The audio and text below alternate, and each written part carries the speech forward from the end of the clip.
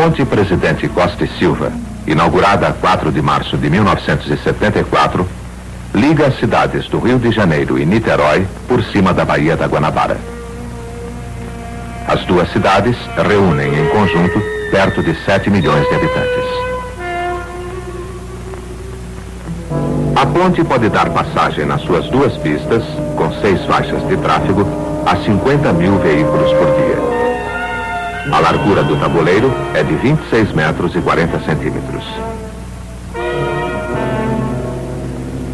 O primeiro projeto de ligação terrestre entre as duas cidades, um túnel, tem mais de um século. Os estudos que conduziram à escolha da ponte, desta ponte, foram iniciados em 1965. 2 traçados foram desenvolvidos. O primeiro, com um trecho marítimo de 3 quilômetros. O segundo, de extensão marítima 3 vezes superior. A opção por este segundo traçado, em aparência ilógica, explica-se por 3 razões principais. Os acessos à ponte, neste primeiro eixo, seriam situados no centro das duas cidades, o que provocaria sobrecarga excessiva no tráfego urbano. O trecho mais estreito da Bahia, entrada do porto, é encabeçado pelo aeroporto Santos Dumont. Haveria grande interferência no tráfego aéreo e marítimo. Uma ponte, neste trecho, teria 83 metros de altura, rampas de 4,30%, um custo global superior à ponte existente, devido às profundidades maiores do leito da Bahia. A ponte construída é parte integrante da rodovia federal BR-101.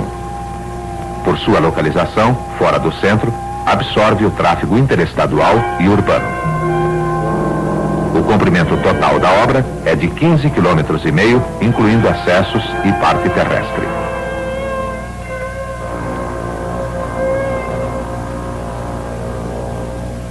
No trecho marítimo, 9,2 km, a ponte transforma-se em estrada por 300 metros nas ilhas Mocanguê Grande e do Caju.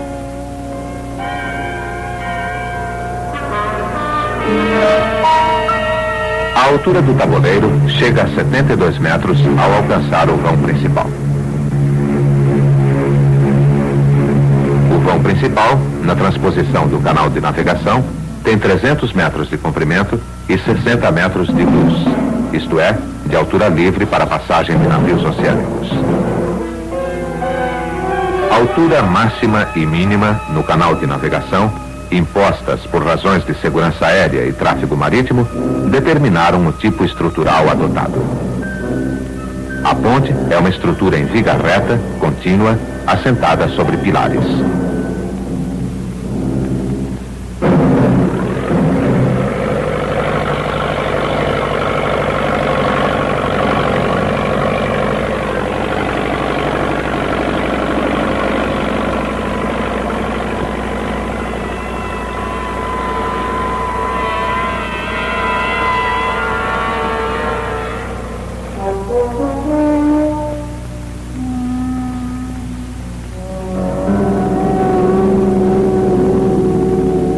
Acessos e parte terrestre, embora imponentes, não apresentam inovações construtivas. No trecho marítimo, 107 pilares duplos, espaçados de 80 metros, suportam as vigas, formadas por aduelas de concreto pré-moldadas.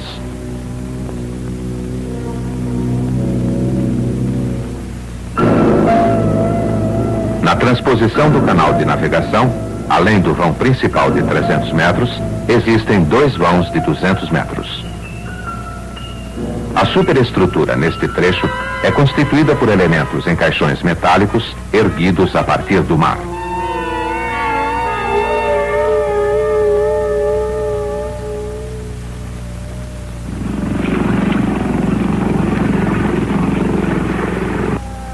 As fundações dos pilares, no mar, são constituídas por tubulões de concreto armado, moldados no local em camisas de aço.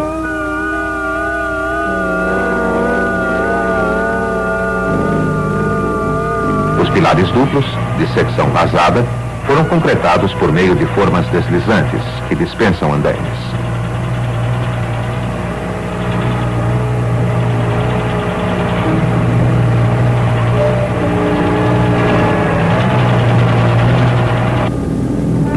principais, fundações e pilares formam colunas contínuas de 130 metros.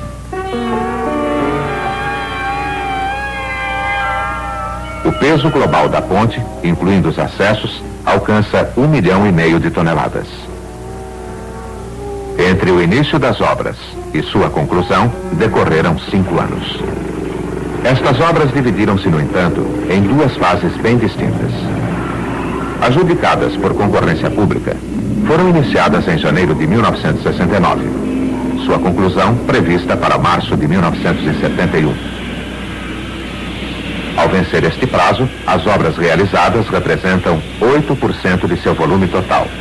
Um trecho da parte terrestre e no mar, 7 pilares duplos, 120 metros de superestrutura.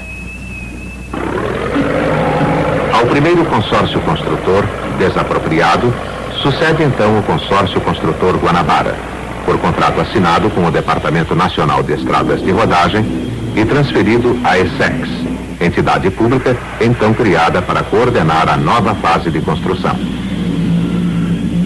Ao novo consórcio, responsável por todas as estruturas de concreto, aterros e pavimentação, caberá a adoção das medidas técnicas necessárias à segurança e rapidez de execução. O novo prazo para a conclusão dos 92% faltantes e o reforço dos 8% existentes da obra não deverá exceder 3 anos. Ao assumir a tarefa, em março de 1971, o consórcio Guanabara assume a responsabilidade de vencer uma batalha considerada perdida. A ponte está publicamente desacreditada.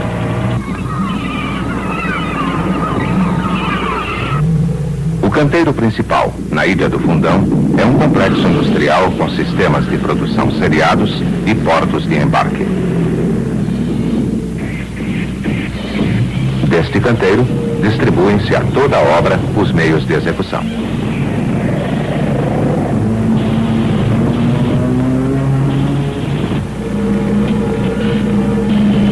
A reformulação operada pelo consórcio Guanabara no decorrer de 1971 amplia o sistema portuário, redistribui espaços e atividades, alcança principalmente os 2 setores básicos de produção seriada. As camisas de aço inicialmente preparadas por secções de 30 metros passam a ser fabricadas sob medida, na dimensão exata de cada tubulão.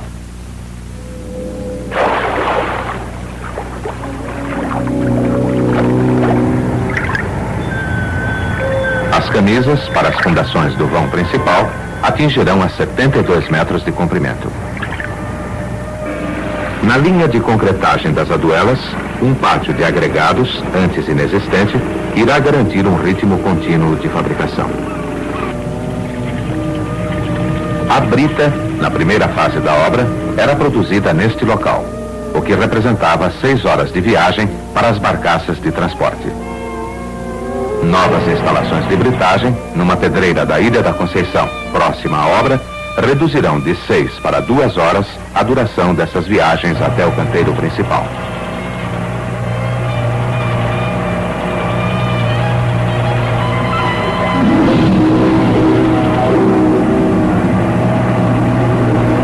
O volume total da brita transportada por mar, 420 mil metros cúbicos, representa o carregamento de 4.500 barcaças.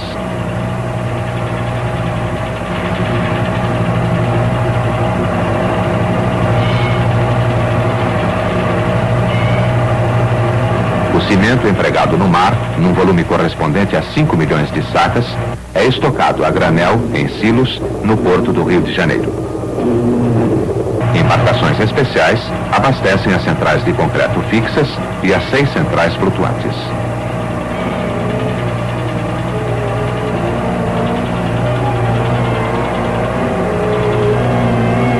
O comando técnico, 60 engenheiros, baseado no canteiro principal, desdobra-se num escritório flutuante ancorado na proximidade das obras.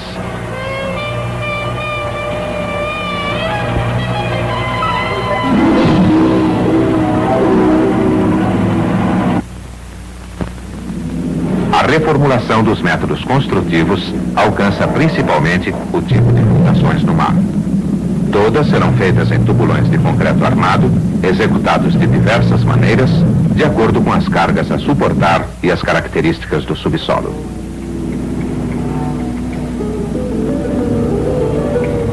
O fundo da Baía da Guanabara, no traçado da ponte, apresenta este aspecto. Uma lâmina d'água de 10 a 22 metros. Terrenos rochosos, próprios para as fundações, a profundidades que variam de 15 a 50 metros abaixo do fundo do mar. Nos trechos mais rasos, até 30 metros, o método usual de execução de tubulões por ar comprimido não apresentava dificuldades técnicas. Um perfeito serviço médico preventivo evitou durante toda a duração da obra qualquer acidente sério de descompressão. No trecho mais fundo, processos convencionais eram impraticáveis, especialmente para as fundações dos 4 pilares duplos, de 60 metros, que sustentam a estrutura metálica de 14.700 toneladas. No projeto anterior, previa-se para essas fundações blocos de concreto feitos a céu aberto. Essa técnica, que exige a construção de ensecadeiras, demonstrava ser inexequível neste local de grande profundidade, grande tráfego marítimo e águas agitadas.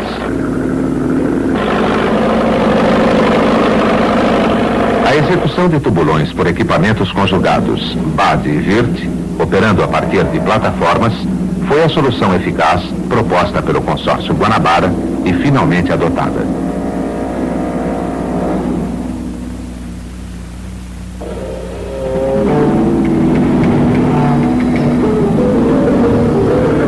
As plataformas flutuantes, rebocáveis, são mantidas fixas no local da escavação por suas pernas de 50 metros cravadas no terreno. Cada perna pesa 90 toneladas.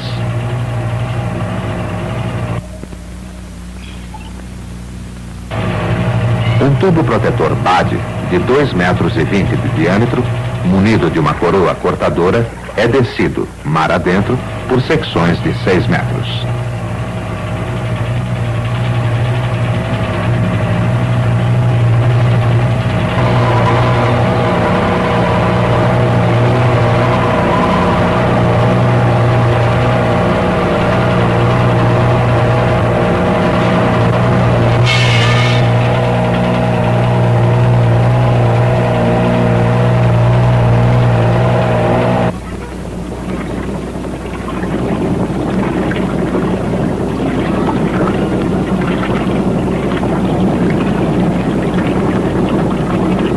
Ser alcançado o terreno, a perfuratriz VIRT, dentro do tubo, passa a escavar em conjunto com a coroa cortadora.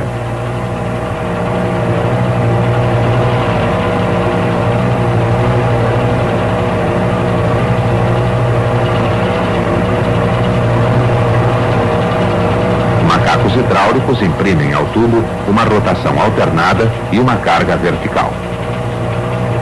O tubo protetor é mantido cheio d'água para contrabalançar a pressão externa. Quando o terreno se torna impenetrável à coroa cortadora, a perfuratriz prossegue a escavação até encontrar rocha firme. Durante toda a operação, o material escavado é retirado do furo por circulação reversa. Ar sob alta pressão, injetado no fundo da escavação, emulsiona água e material escavado.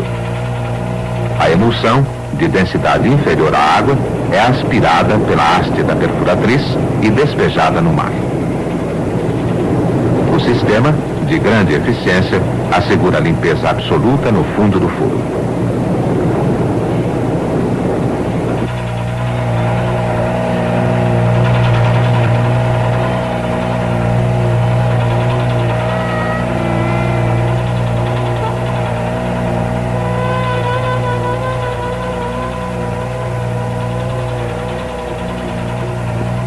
Após a retirada da perfuratriz, a limpeza do fundo da escavação é verificada por um amostrador automático.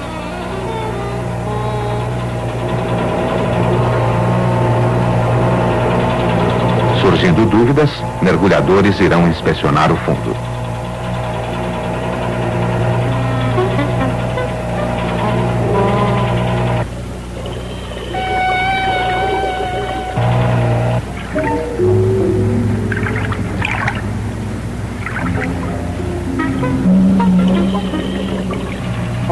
Terminada a escavação, a camisa de aço de 1,80 m de diâmetro, que servirá de forma ao tubulão, é introduzida no tubo. A lança do guindaste é de 72 metros.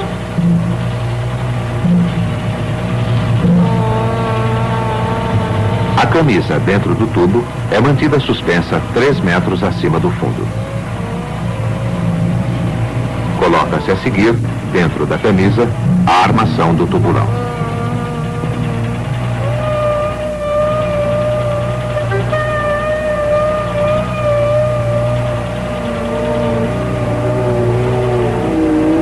A concretagem é feita a partir do fundo por meio de tubulação alimentada pela central de concreto flutuante.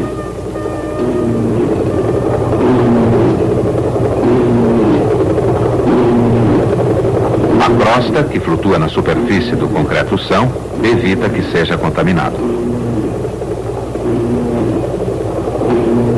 Neste tipo de concretagem, chamada submersa, a operação não pode ser interrompida. Existe sempre uma central de concreto reserva pronta a funcionar. Concluída a concretagem, o tubo protetor, retirado, será novamente utilizável. A plataforma é equipada com 2 conjuntos Bad-Wirt que podem operar ao mesmo tempo e são deslocáveis. Todos os tubulões de uma mesma linha podem ser assim executados sem que a plataforma seja movimentada. O número dos tubulões para cada pilar duplo foi de 8 a 40, conforme a carga a suportar. Após a remoção da crosta poluída, o topo dos tubulões é concretado ao nível do mar, num bloco de cabeamento, apoio dos pilares duplos.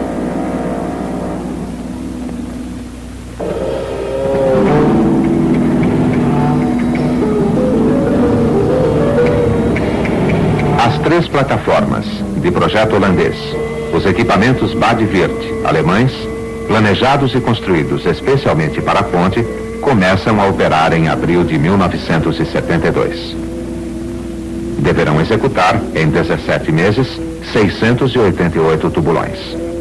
No ano decorrido desde o reinício das obras, foram cravados 261 tubulões por ar comprimido, levantados 25 pilares duplos, executados 53% das obras terrestres. No canteiro central, reformulado, prepara-se o início de fabricação das aduelas, também reformuladas. O processo de fabricação e montagem, francês, é inédito no mundo em alguns dos aspectos de sua aplicação na ponte.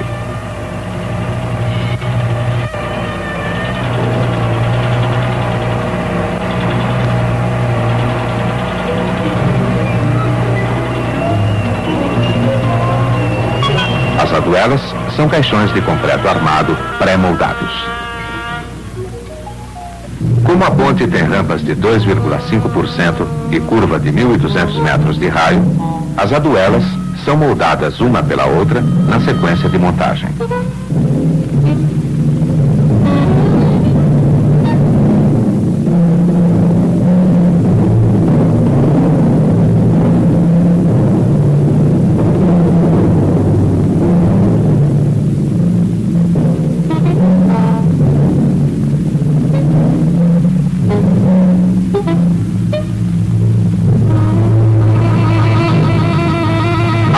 Do concreto ar quente, por injeção de vapor e aquecimento elétrico das formas, processa-se em 6 horas. O tempo normal, por processos usuais, seria de 72 horas. Sensores eletrônicos na massa do concreto indicam a temperatura e uniformidade da cura. Os dutos embutidos na massa destinam-se à passagem dos cabos de proteção. No projeto original, a parte superior das aduelas, menos espessa, deixaria expostos os cabos de proteção até a complementação da concretagem no próprio tabuleiro. Riscos de oxidação dos cabos e fissuração na camada adicional de concreto recomendavam as modificações adotadas. O peso de cada aduela passou de 95 para 110 toneladas. Sua largura, 13 metros, corresponde exatamente a uma das duas pistas de rodagem.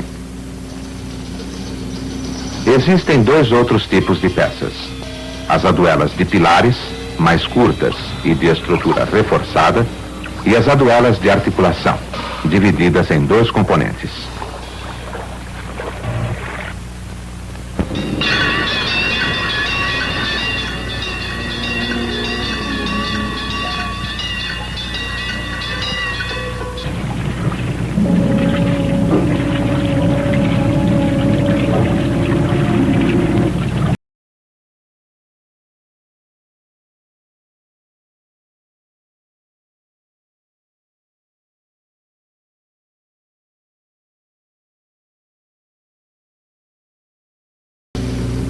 Em julho de 1972, pôde ser iniciada a montagem da infraestrutura pelo método de balanços sucessivos. Dois pares de treliças atuarão em conjunto a partir das extremidades da ponte.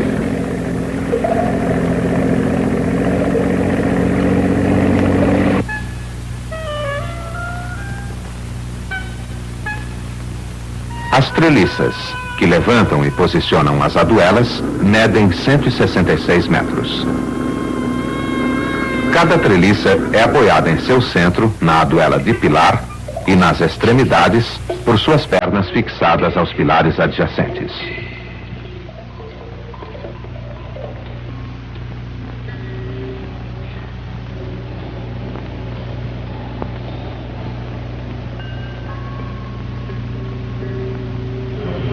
Como a largura das aduelas corresponde a uma das duas pistas, duas treliças trabalham assim em paralelo, uma para cada pista.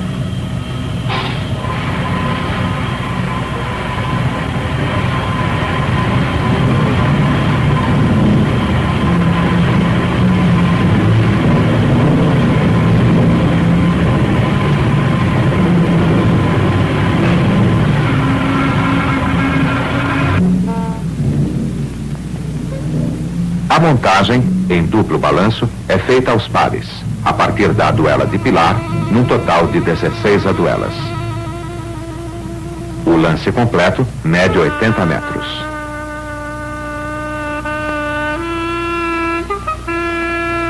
A solidarização das peças é assegurada por resina epóxi e por cabos de aço protendidos.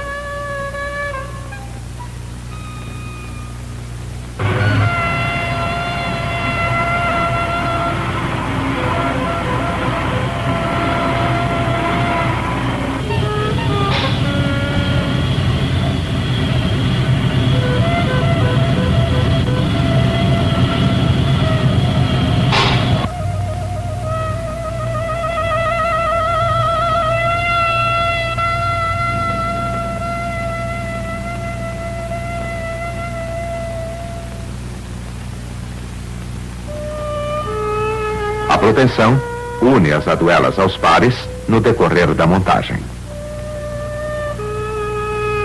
Concluído um lance, a treliça posiciona a aduela do pilar dianteiro.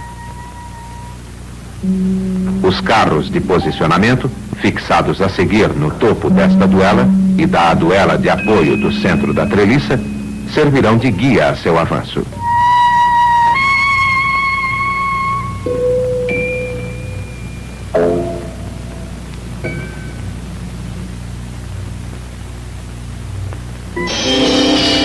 Liberado em suas extremidades, o engenho avança com seus próprios motores acima do tabuleiro até o próximo pilar.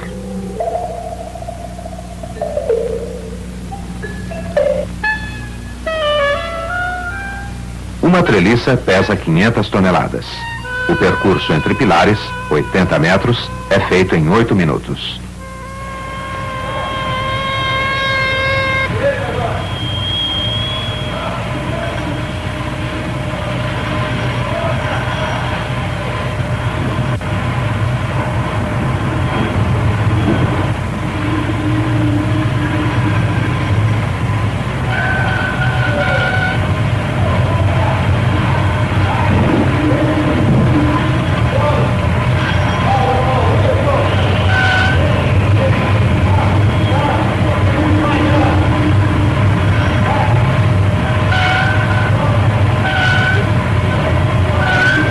Após o avanço, a treliça é fixada em sua nova posição, inicia-se nova sequência de montagem.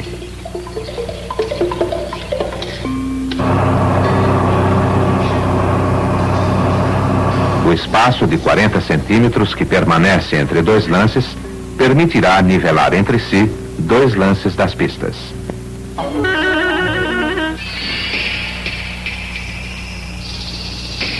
Após o nivelamento, os vazios entre os lances e entre as pistas serão concretados. Após a concretagem desses vazios, será feita a proteção do duplo balanço com o precedente. Após a concretagem do espaço entre as pistas, a proteção lateral entre as duelas assegura então união definitiva ao conjunto.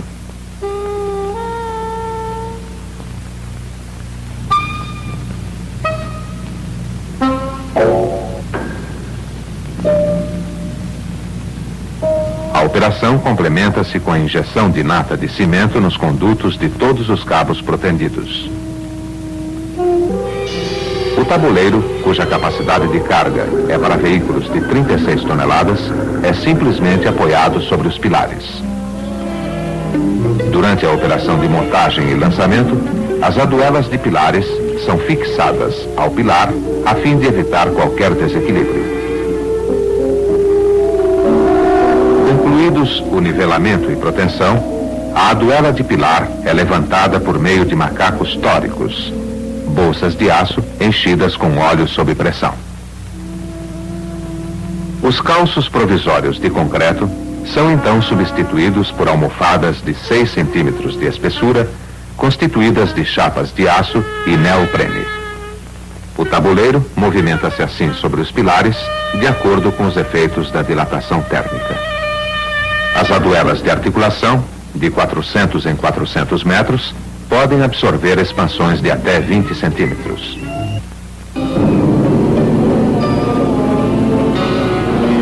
As novas técnicas na construção da ponte são de difícil assimilação. O cronograma, em outubro de 1972, apresenta atrasos. O rendimento inicial de cada treliça é de 18 aduelas por mês. Deveria ser de 56. Existem no total 3.250 peças a montar. As 3 plataformas flutuantes executam em conjunto 20 tubulões por mês, metade da média ideal. Na dúvida em que seja superada esta média em tempo útil, os tubulões de algumas fundações serão executados pelo método convencional de estacas cravadas em terrenos que permitem, sem riscos, o uso deste processo.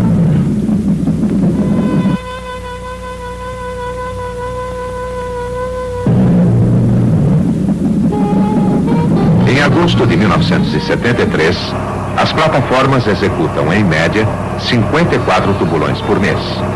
As treliças posicionam por mês perto de 300 aduelas. Os primeiros pilares dos vãos principais confirmam o rumor público. Agora, a ponte sai. No topo de um desses pilares, a 60 metros de altura, outra prova do otimismo.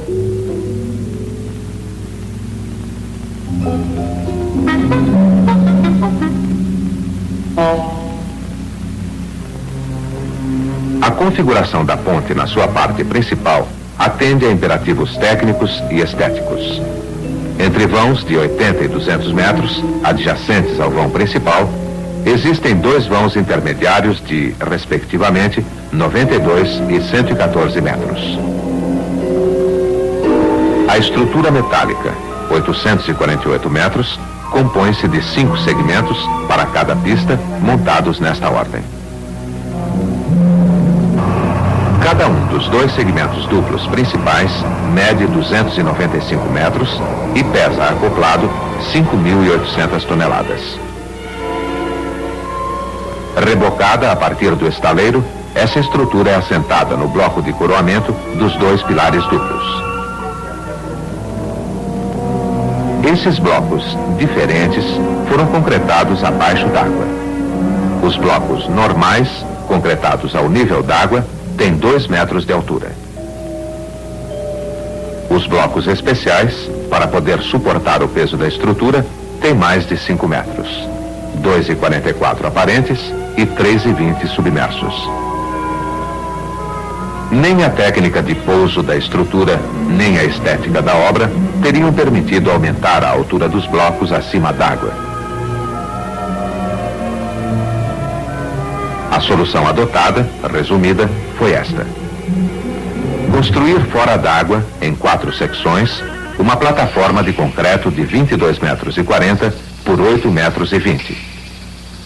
Colocar saias pré-moldadas de 4,90 metros de altura. Submergir e emendar por baixo d'água as secções. Soldar a plataforma aos tubulões e vedar os espaços. Esvaziar a piscina. Rebaixar o topo dos tubulões. Armar a ferragem e lançar 2.400 metros cúbicos de concreto.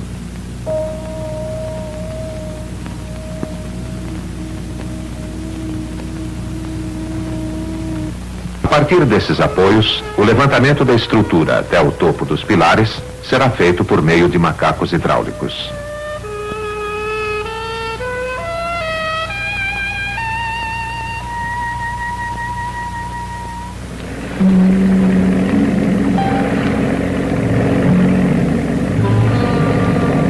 Após o posicionamento dos segmentos laterais, a parte central da estrutura, içada por macacos, irá fechar o vão livre de 300 metros, o maior existente em viga reta. O conjunto da operação, tarefa de empresas especializadas, nada tem a ver com os construtores das obras civis, a não ser o extremo rigor exigido na locação e no alinhamento dos pilares. A tolerância permitida, no topo, em relação ao eixo da ponte, foi de 6 milímetros, no sentido longitudinal. O espaço entre os 4 pilares duplos é de 700 metros.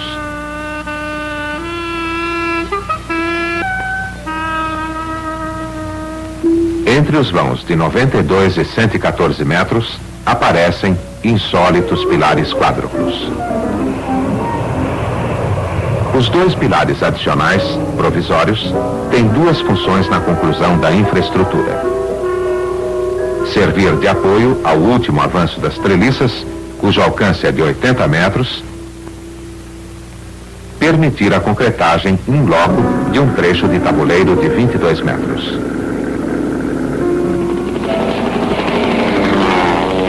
Desta plataforma, 2 equipamentos podem posicionar as aduelas faltantes no vão de 92 metros e, num trecho de 40 metros, no vão de 114 metros.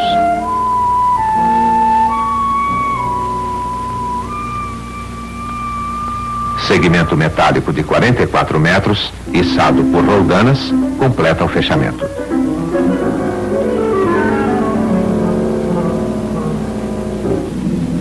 Repetida na outra pista e no outro lado do vão principal com os mesmos equipamentos, a operação, concluída a 30 de outubro de 1973, encerra a construção das obras civis estruturais. Completada com a pavimentação, 85 mil toneladas de concreto asfáltico, com a concretagem da mureta central e com a colocação dos guarda-corpos laterais, a ponte será aberta ao tráfego 3 anos exatamente após a contratação do consórcio construtor Guanabara.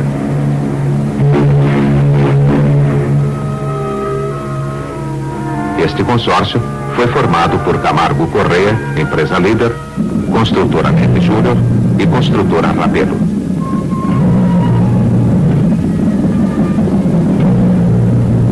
O resultado, alcançado em conjunto por 3 das maiores empreiteiras do país, é um precedente feliz numa tarefa sem precedentes. Pelo volume estrutural, 587 mil metros cúbicos, por sua superfície de rodagem, 450 mil metros quadrados, a ponte Rio-Niterói é uma das maiores obras do mundo em seu gênero.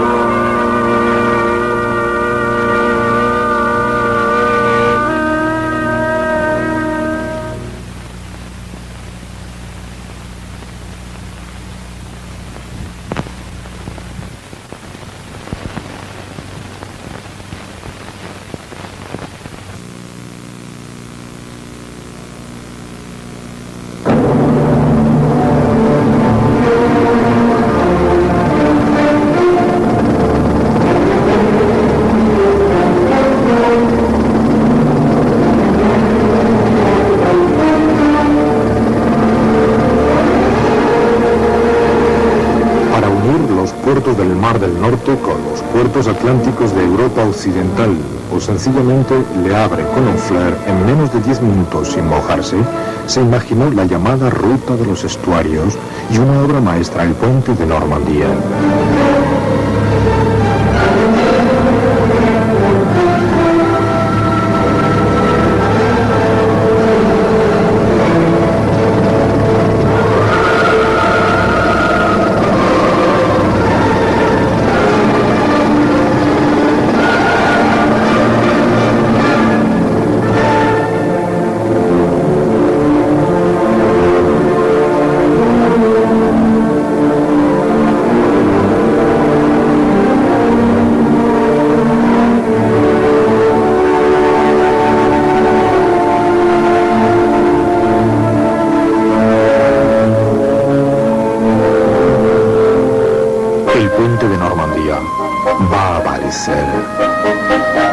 Aquí está. La complejidad de esta obra hizo necesaria su modelización completa en 3 dimensiones. Eurograph, filial de Freycinet, contribuyó en gran manera. El puente descansa en zapatas pretensadas que reparten su peso en 44 pilotes de 60 metros de profundidad. La participación de Freycinet en la construcción del puente empieza aquí con el tesado y la inyección del pretensado en la isla artificial. Por primera vez se utilizaban lechadas tixotrópicas y defraguado retardado en un puente. La garantía de calidad será, junto a la seguridad, la divisa de la obra.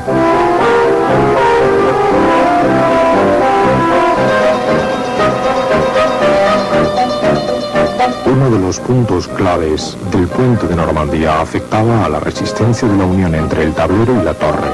2 travesaños fuertemente pretensados encastran el tablero entre las patas de la torre. Los mástiles de la torre culminan a 212 metros. Una estructura metálica insertada en 2 cáscaras de hormigón realiza la unión entre los 4 tirantes de un mismo nivel.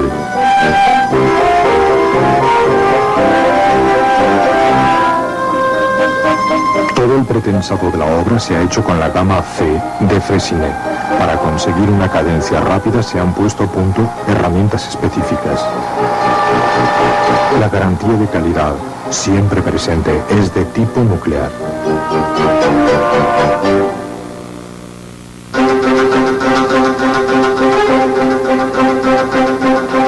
Con el arranque de los voladizos, Freycinet ha colocado el primer tirante del puente. Este primer tirante y los 183 siguientes han aprovechado la puesta a punto de un nuevo sistema, el teleférico, que permite la colocación progresiva y el tesado de los tirantes, en perfecta simbiosis con todas las operaciones de hormigonado.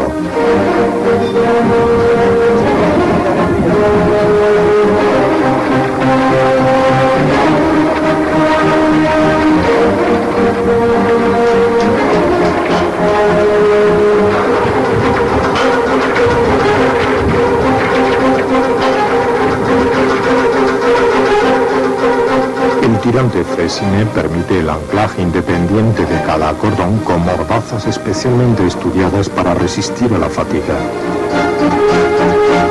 El sistema de tesado llamado isotensión permite igualar la tensión de todos los cordones. El primer cordón se tesa a una fuerza previamente calculada para tener en cuenta la geometría del momento. Todos los cordones izados por el teleférico se tesan con un gato conectado a la caja electrónica de isotensión a la misma fuerza que el primer cordón.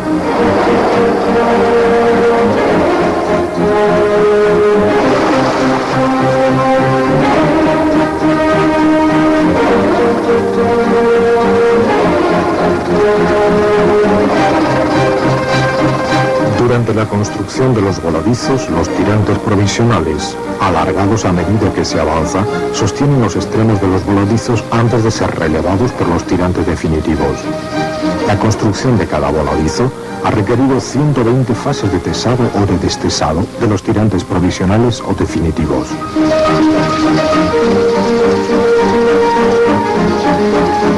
Las torres se unen con el viaducto de acceso mediante una serie de cables de pretensado que realizan la continuidad mecánica de la estructura.